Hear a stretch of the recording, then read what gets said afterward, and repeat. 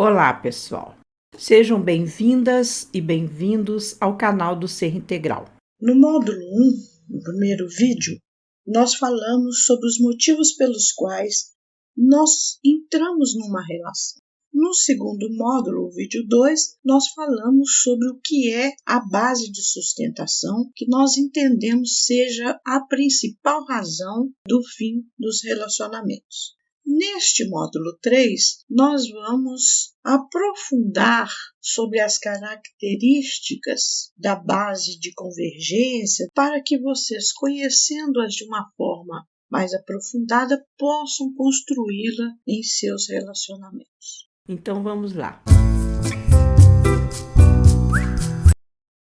Então, uma base de sustentação para a vida 2, ou seja, um combinado do casal, precisa ser construída, pelos dois como um conjunto de convergências, E tem que conter, por exemplo, os objetivos básicos comuns, um projeto a dois, objetivos e ou projetos individuais que sejam realizáveis na relação, regras de convivência e também compromissos do casal, Tudo que nós dissemos até agora já deve ter dado para vocês uma ideia boa de como fazer um diagnóstico da relação, Agora nós vamos abordar essa questão da base de convergência, levantando questões sobre cada ponto que nós citamos ainda há pouco, para que vocês encontrem suas respostas e componham a análise do relacionamento que estão vivendo. Então, o primeiro ponto da base de convergências são os objetivos básicos e comuns do casal, Mas como ter objetivos comuns se você não tem claro quais os seus próprios objetivos? Então, nós propomos que, antes de tudo, você responda para si mesmo ou para si mesma, Por que entrei neste relacionamento?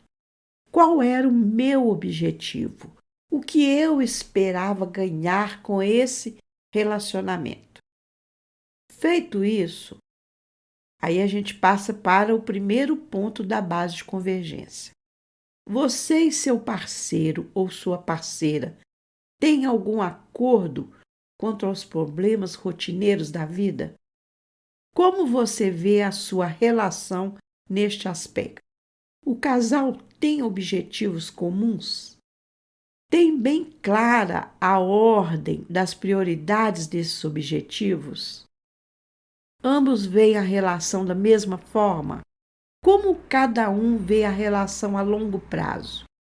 Para facilitar essa resposta, vamos abordar alguns dos acordos básicos possíveis. Algumas ideias, gente?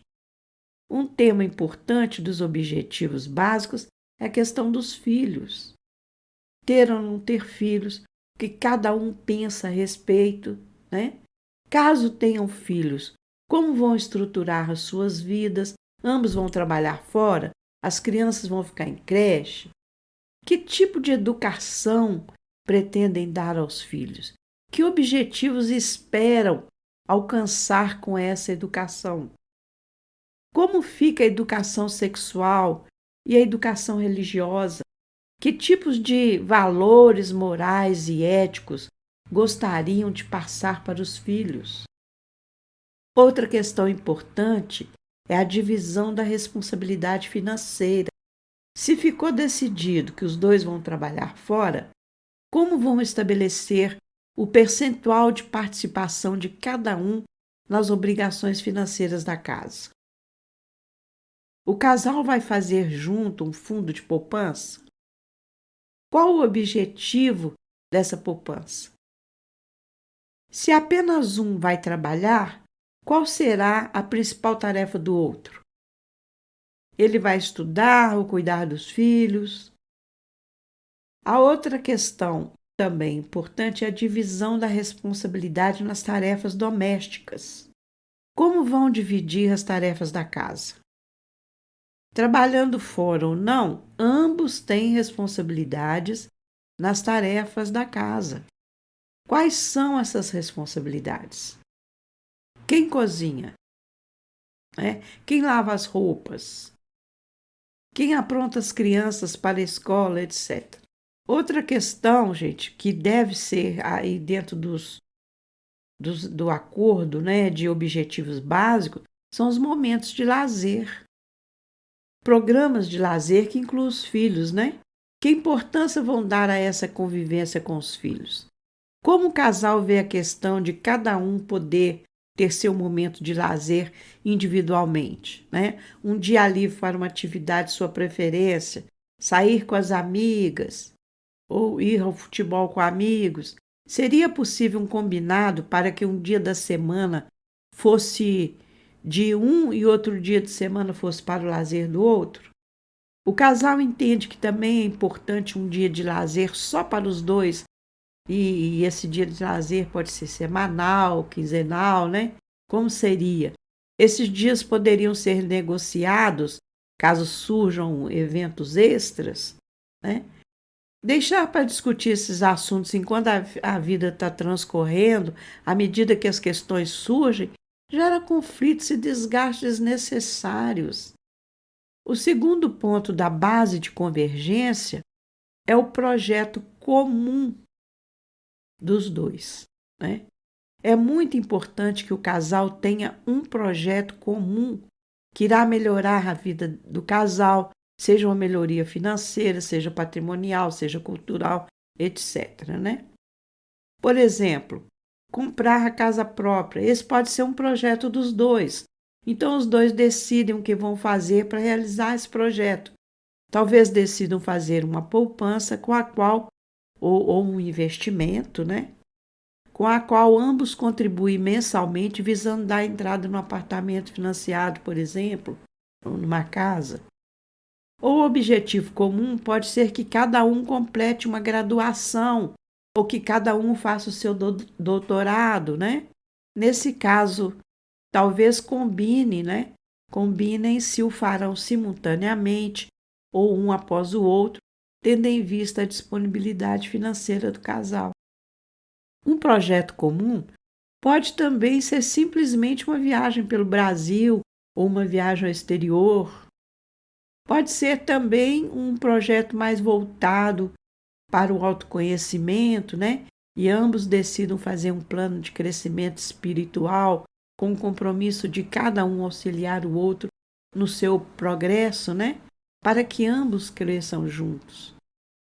Então, ter um projeto comum numa relação a dois é muito, muito importante para a união do casal, para que ambos se sintam parte de algo que vai além de cada um, construído por ambos. Concluído um projeto, é importante que tenha um novo projeto, né? O terceiro ponto de uma base de convergências diz respeito aos objetivos individuais de cada membro do casal. Esse ponto é importante porque aqui se trata da preservação da individualidade de cada um dentro da relação. Já falamos sobre cada um ter a liberdade de um dia de lazer com os amigos, por exemplo, né? Mas há outras questões importantes que dizem respeito aos objetivos individuais que, se forem reprimidos, podem desgastar o relacionamento. Então, é importante que o casal dispense um tempo para se acertar sobre o que cada um espera do relacionamento, sobre os planos individuais para o futuro e de como esses planos se encaixam no relacionamento. É importante que o casal tenha os seus objetivos comuns, mas que o objetivo individual de cada um seja realizável dentro da relação do casal. Importante que, ao discutirem sobre isso, nenhum dos dois faça concessões que não irá cumprir e que nenhum faça concessão apenas para agradar o outro, né? Ambos precisam estar cientes do quanto esses objetivos representam para a saúde da relação e para a felicidade do seu par. É por isso que o casal deve ter objetivos comuns e objetivos individuais. É importante que a relação não tolha o desenvolvimento de nenhum dos dois e que, principalmente, nenhum dos dois deixe de ser quem é. Que nenhum dos dois abdique de sua individualidade pela relação. Que cada um tenha liberdade de ter vida própria, amigos, lazer, metas. Por outro lado, é preciso sensatez na definição desses objetivos individuais, né? Ambos os parceiros devem estar conscientes de que não é possível manter na vida dois certos hábitos de solteiro, né? E que alguma concessão nesse sentido terão que fazer. O importante é que evitem uma postura individualista, né? Que se desapeguem da forma como viviam até então e construam conjuntamente uma forma de viver adequada à realidade dos dois, em que cada um possa se autorrealizar sem renunciar à sua individualidade e aos seus projetos individuais. Quando qualquer um dos dois sacrifica a própria individualidade, o resultado é a perda da autoestima e até o aparecimento de doenças físicas e psicológicas. Nesse ponto, é bem provável que a relação tenha sofrido um desgaste irreparável, né? Diante disso, pergunte-se: conheço os sonhos do meu parceiro ou da minha parceira? Ele tem objetivos, ou ela, né, tem objetivos individuais? Esses objetivos estão contemplados na nossa relação? Eu o ajudo ou a ajudo a concretizar esses objetivos? E eu? Eu tenho objetivos pessoais? Eles estão sendo colocados em prática? A relação a dois me dá espaço para concretizá-los? Ou será que um dos dois ou os dois abdicaram de seus objetivos para viver essa relação e aí ambos estão infelizes, né? O quarto ponto de uma base de convergência diz respeito às regras de convivência. Há certos hábitos de comportamento que para uns são indiferentes, mas para outros são insuportáveis. O casal precisa ter um acordo claro sobre o que um e o outro não é capaz de tolerar. Por exemplo, um tema importante dentro dessas regras é a forma como o casal mantém os diálogos, né? Os diálogos são necessários no dia a dia. Quando tem algo a resolver, o assunto é discutido a dois? Ou cada um decide por si sem consultar o outro? O que acontece quando discordam? A forma como o casal se comporta quando há discordância entre os dois diz tanto da maturidade de cada um quanto da maturidade da relação. Quando há discordâncias, é preciso buscar o entendimento. Isso significa que a conversa deva se centrar na solução do problema, ao invés de focar no problema em si, querendo que o outro tenha a mesma visão que você, né? Às vezes as pessoas veem a discordância como um sinal de desaprovação. Se fulano não concorda comigo, é porque não me ama, não me aprova, etc. Por isso a discussão acaba em acusações, né, mútuas. Você é isso, você é aquilo. Ora, a discordância sobre um assunto não significa que os discordantes tenham que ser inimigos. O que está em pauta é o tema em discussão e não as pessoas envolvidas, tampouco as suas personalidades, seu modo de ser. Então, nós temos que separar o assunto das pessoas envolvidas na discussão, e isso é muito importante para se encontrar uma solução eficaz para o problema. Então, vejam o vídeo, né, que fizemos a respeito. Nós vamos deixar aí para vocês um card mostrando qual é o vídeo. Dito isso, analise como o casal tenta resolver os problemas. Como ocorrem as discussões? Costumam separar assuntos e pessoas? Focam na solução ao invés de focar no problema? Ao debaterem, costumam respeitar a opinião do outro? Costumam se ouvir mutuamente, né? Com sinceridade, buscando a solução? Ou apenas um quer convencer o outro do seu ponto de vista?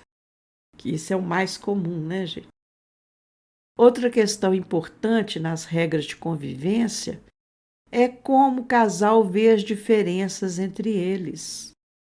Passados os primeiros meses de uma relação, as diferenças começam a se tornar aparentes, né? Pessoas maduras respeitam essas diferenças porque entendem que todos temos pontos positivos e pontos negativos. E que esses pontos negativos, né, são apenas lições que ainda não foram aprendidas e que, portanto, vão se transformar um dia.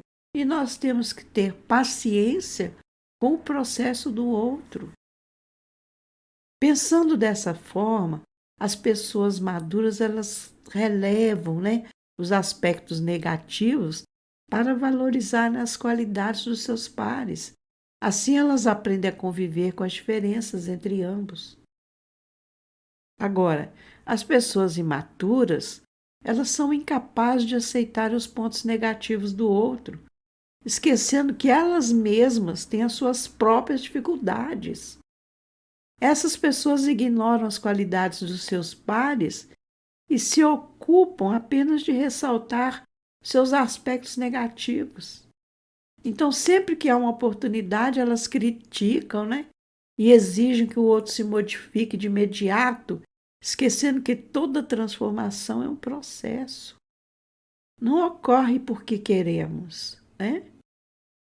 Aliás, esquecem que elas próprias não conquistaram suas qualidades de um dia para o outro.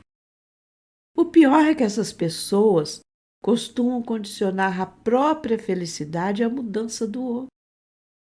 E o interessante é que elas não percebem que não aceitar as limitações do outro é também um ponto negativo da personalidade delas.